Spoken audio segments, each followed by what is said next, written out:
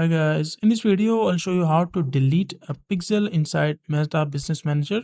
Now first of all, go to this URL called business.facebook.com. Once you're at the inside Meta Business Suite, so from this you can just directly go inside your business portfolios, or you can say Business Manager and just click on settings.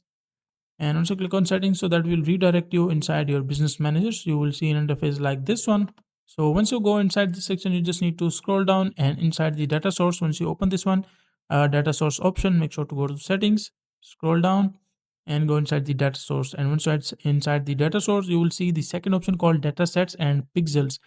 And once you click on this option, data sets and pixels, inside this section, you will see multiple pixels that are associated with your account. Like this one, as you can see, like there are multiple pixels that are attached with my account. So let's say if I want to delete any of it, you just need to select the pixel, click on it once, and you will see these three options like summary, pixel, access, and connected assets. So just click on the third option, which is called connected assets. And once you click on connected assets, you just need to click on delete button. As you can see, like I see a confirm or pop up. So just click on delete, and after that confirm. And after that, your pixel will be deleted.